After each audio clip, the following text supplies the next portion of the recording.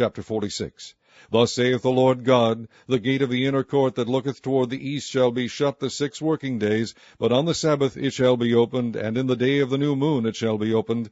And the prince shall enter by the way of the porch of that gate without, and shall stand by the post of the gate, and the priest shall prepare his burnt offering and his peace offerings, and he shall worship at the threshold of the gate.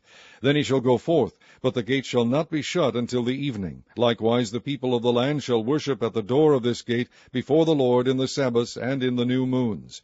And the burnt offering that the prince shall offer unto the Lord in the Sabbath day shall be 6 lambs without blemish, and a ram without blemish. And the meat offering shall be an ephah for a ram, and the meat offering for the lambs as he shall be able to give, and an hin of oil to an ephah. And in the day of the new moon it shall be a young bullock without blemish, and 6 lambs, and a ram, they shall be without blemish. And he shall prepare a meat offering, an ephah for a bullock, and an ephah for a ram, and for the lambs according as his hand shall attain unto, and an hin of oil to an ephah.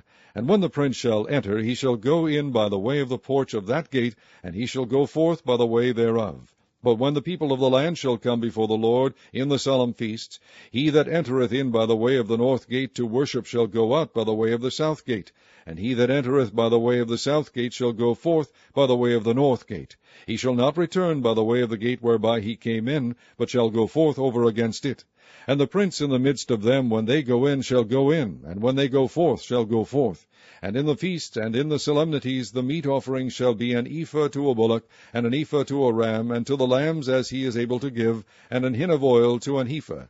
Now when the prince shall prepare a voluntary burnt offering or peace offerings voluntarily unto the Lord, one shall then open him the gate that looketh toward the east, and he shall prepare his burnt offering and his peace offerings, as he did on the Sabbath day. Then he shall go forth, and after his going forth one shall shut the gate.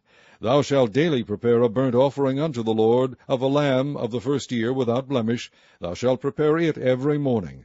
And thou shalt prepare a meat offering for it every morning, the 6th part of an ephah, and the 3rd part of an hin of oil, to temper with the fine flour, a meat offering continually by a perpetual ordinance unto the Lord.